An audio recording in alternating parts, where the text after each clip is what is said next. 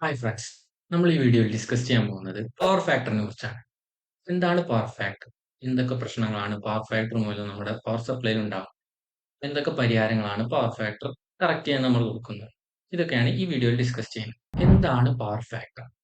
Power factor എന്ന് വെച്ചാൽ നമുക്ക് സപ്ലൈ ചെയ്യുന്ന പവർ, അതായത് അത് എത്രത്തോളം എഫിഷ്യന്റ് ആയിട്ടാണോ നമ്മൾ യൂട്ടിലൈസ് ചെയ്യണമെന്നുള്ള ഒരു ടേം ആണ് പവർ ഫാക്ടർ എന്നുള്ളത്. അത് മാത്തമാറ്റിക്കലി പറയുകയാണെങ്കിൽ അതൊരു റേഷ്യോ ആണ്. അതായത് അപ്പാരന്റ് പവറും റിയൽ പവറും തമ്മിലുള്ള ഒരു റേഷ്യോ. അപ്പൊ നിങ്ങൾക്ക് ഒരു സംശയം വരും, എന്താണ് റിയൽ പവർ, എന്താണ് അപ്പാരന്റ് പവർ? നമുക്ക് അവൈലബിൾ ആയുള്ള ഇലക്ട്രിക്കൽ പവറിനെ 3 പവറായിട്ട് തിരിച്ചിട്ടുണ്ട്. അതായത് real power, reactive power, apparent power. ഈ 3 പവറും കൂടിയിട്ട് ഒരു പവർ ട്രയാങ്കിൾ ഫോം ചെയ്യുന്നുണ്ട്. ഈ പവർ ട്രയാങ്കിളിനെ കുറിച്ച് എക്സ്പ്ലെയിൻ ചെയ്യുന്നത് ഞാൻ ഒരു ചെറിയ എക്സാമ്പിളിലൂടെ എന്താണ് real power, apparent power, reactive power എന്ന് പറഞ്ഞുതരാം. ഇപ്പൊ നമ്മളൊരു കപ്പ് ഓഫ് കോഫി എടുത്തു. ആ കോഫിയിൽ കോഫിയുടെ ഒരു പോർഷൻ ഉണ്ടാവും, ഫോമിന്റെ ഒരു പോർഷൻ ഉണ്ടാവും. അപ്പോൾ ആ കോഫിയുടെ ആ പോർഷൻ അതാണ് നമ്മൾ മെയിൻലി കൺസ്യൂം ചെയ്യുന്നത്. ആ ഒരു പോർഷൻ ആണ് റിയൽ പവർ, അതായത് KW. അപ്പൊ ആ ഫോം നിൽക്കുന്ന ഭാഗം അത് റിയാക്റ്റീവ് പവർ, അതായത് KVAR. ഈ ഫോമും കോഫിയും കൂടി ചേർന്ന രണ്ടും കൂടി ചേർന്നിട്ട് ഒരു കപ്പ് ഓഫ് കോഫി ആവും. അപ്പൊ ആ കപ്പ് ഓഫ് കോഫിനെ നമ്മളാണ് KVA എന്ന് പറയുന്നത്. അതായത് അപ്പാരന്റ് പവർ, അതായത് ടോട്ടൽ പവർ KVAയിലാണ് റെപ്രസെന്റ് ചെയ്യുന്നത്. ഇവിടെ ആ കോഫിയുടെ പോർഷൻ ആണ് റിയൽ പവർ, അതായത് വർക്ക് ചെയ്യാൻ ഉപയോഗിക്കുന്ന പവറിനെയാണ് റിയൽ പവർ എന്ന് പറയുന്നത്. അതായത് ഒരു മോട്ടറിന്റെ കേസ് പറയുമ്പോൾ മോട്ടറിന്റെ റൊട്ടേഷൻ ചെയ്യാൻ വേണ്ടി ഉപയോഗിക്കുന്ന പവറിനെ റിയൽ പവർ എന്ന് പറയും. ഇപ്പോൾ ഇനിയിപ്പോ റിയാക്റ്റീവ് പവർ എന്ന് ഉദ്ദേശിക്കുമ്പോൾ അതായത് ഫോമിന്റെ ആ പോർഷൻ, ഇപ്പോൾ മോട്ടറിന്റെ കേസ് തന്നെ എടുക്കുകയാണെങ്കിൽ അത് മോട്ടറിന്റെ ആ ഒരു മാഗ്നറ്റിക് ഫീൽഡ് ജനറേറ്റ് ചെയ്യാൻ ഉപയോഗിക്കുന്ന ആ ഒരു പവർ ഉണ്ടല്ലോ, അത് റിയാക്റ്റീവ് പവറാണ്. പിന്നെ ഇത് രണ്ടും കൂടി ചേർന്നിട്ടാണ് അപ്പാരന്റ് പവർ ഉണ്ടാവുന്നത്. ഈ 3 പവറും കൂടി ചേർന്നിട്ട് ഒരു പവർ ട്രയാങ്കിൾ ഫോം ചെയ്യുമെന്ന് ഞാൻ പറഞ്ഞിട്ടുണ്ടായിരുന്നല്ലോ. അപ്പൊ ഈ 3 പവറും കൂടി ചേർന്നിട്ടുള്ള ആ പവർ ട്രയാങ്കിളിൽ ഹൊറിസോണ്ടലി കാണുന്ന പോർഷനാണ് KW, അതായത് റിയൽ പവർ. പിന്നെ അതിൽ വെർട്ടിക്കലി കാണുന്ന പോർഷനെയാണ് റിയാക്റ്റീവ് പവർ അല്ലെങ്കിൽ KVAR. പിന്നെ ഇതിൽ ഹൈപ്പോട്ടന്യൂസ് ആയി വരുന്ന ഭാഗത്തിന് VA അല്ലെങ്കിൽ അപ്പാരന്റ് പവർ എന്ന് പറയും. അപ്പോൾ ഇത് അപ്പാരന്റ് പവറും റിയൽ പവറും തമ്മിൽ ഒരു ആംഗിൾ ക്രിയേറ്റ് ചെയ്യും. ആ ആംഗിളിനെ നമ്മൾ ഫൈ എന്ന് വിളിക്കും. ഈ ആംഗിൾ വേരി ചെയ്യുന്നതനുസരിച്ച് പവർ ഫാക്ടറിന്റെ വാല്യൂവിലും വേരിയേഷൻ വരും. അതായത് റിയാക്റ്റീവ് പവർ കൂടുമ്പോൾ ഈ ആംഗിളും കൂടും. അപ്പോൾ പവർ ഫാക്ടർ ഡിക്രീസ് ആവും.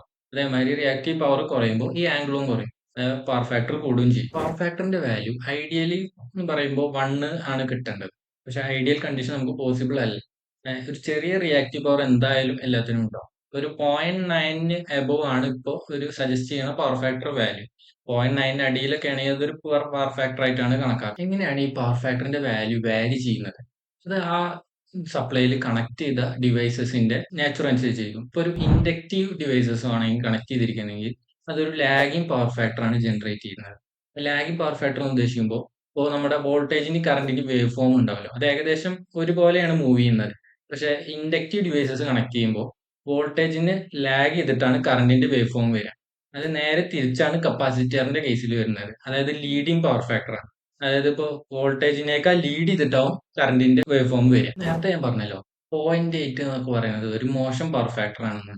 എന്തൊക്കെ പ്രശ്നങ്ങളാണ് ഒരു മോശം പവർ ഫാക്ടർ കൊണ്ട് നമ്മുടെ സപ്ലൈയിൽ ഉണ്ടാവുന്നത്?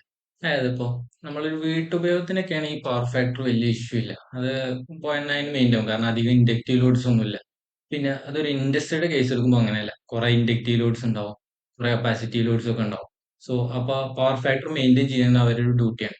അല്ലെങ്കിൽ ഹൈ ഇലക്ട്രിസിറ്റി ബില്ല് വരും, കാരണം ഇവരിപ്പോൾ റൺ ചെയ്യണ മെഷീൻസ് ലോ പവർ ഫാക്ടറിൽ റൺ ചെയ്യുകയാണെങ്കിൽ കൂടുതൽ കറണ്ട് എടുക്കേണ്ടി വരും. അപ്പോൾ അത് അവർക്കൊരു ഹൈ ഇലക്ട്രിസിറ്റി ബില്ലിന് സാധ്യതയുണ്ട്. പിന്നെ ഇങ്ങനെ തോനെ കറണ്ട് എടുക്കുന്നതോട് കൂടി അവർ ഉപയോഗിക്കുന്ന ഡിവൈസസ് അതിനൊക്കെ നന്നായി ബാധിക്കാൻ സാധ്യതയുണ്ട്. പിന്നെ വരുന്നത് ഗ്രിഡിലാണ്. ഇപ്പോൾ ഗ്രിഡിൽ ഒരു അൺബാലൻസ് സിറ്റുവേഷൻ വരും, അതായത് കുറെ പേര് പുവർ പവർ ഫാക്ടറിൽ കറണ്ട് യൂസ് ചെയ്യുകയാണെങ്കിൽ. ഇനി എന്തൊക്കെയാണ് നമുക്ക് ഈ പവർ ഫാക്ടർ മെയിൻറ്റെയിൻ ചെയ്യാൻ അല്ലെങ്കിൽ പവർ ഫാക്ടർ ഇംപ്രൂവ് ചെയ്യാൻ യൂസ് ചെയ്യുന്ന ടെക്നിക്സ് എന്ന് നോക്കാം. ഇപ്പം മെയിൻലി യൂസ് ചെയ്യുന്നത് കപ്പാസിറ്റർ ബാങ്ക്സ് ആണ്. അതായത് കപ്പാസിറ്റർ ഒരു ലീഡിങ് പവർ ഫാക്ടർ ആണെന്ന് അറിയാലോ. അപ്പോൾ നമ്മുടെ ഇൻഡസ്ട്രിയിൽ മെയിൻലി യൂസ് ചെയ്യുന്നത് ഇൻഡക്റ്റീവ് ലോഡ്സ് ആണ്. അപ്പോൾ നമുക്ക് അത് മെയിൻറ്റെയിൻ ചെയ്യാൻ അത് ഒരു ലീഡിങ് പവർ ഫാക്ടറും ഒരു ലാഗിങ് പവർ ഫാക്ടറും കൂടി ജോയിൻ ചെയ്തിട്ട് നമുക്ക് പവർ ഫാക്ടർ ഇംപ്രൂവ് ചെയ്യാം. അതായത് ഒരു 0.9 റേഞ്ചിലേക്കൊക്കെ എത്തിക്കാൻ പറ്റും. പിന്നെ യൂസ് ചെയ്യുന്നതാണ് സിങ്കർണസ് കണ്ടൻസർ. അതൊരു മെഷീനാണ്, അത് കൂടുതൽ വലിയ ഇൻഡസ്ട്രികളിൽ മാത്രമേ ഉപയോഗിക്കുന്നുള്ളൂ. പിന്നെയുള്ള ഒരു ഓപ്ഷൻ എന്താ വെച്ചാൽ ഒരു എഫിഷ്യന്റ് ആയിട്ടുള്ള മെഷീൻ ഉപയോഗിക്കാം, അല്ലെങ്കിൽ ഓൾഡ് മെഷീൻസ് ഉണ്ടെങ്കിൽ അത് അപ്ഗ്രേഡ് ചെയ്യുക എന്നുള്ള ഒരു ഓപ്ഷനാണുള്ളത്. ഇത്രയാണ് പവർ ഫാക്ടറിനെ കുറിച്ച് പറയാനുള്ളത്. അപ്പോൾ നമ്മുടെ വീഡിയോ ഇഷ്ടപ്പെട്ടെന്ന് വിചാരിക്കുന്നു. താങ്ക്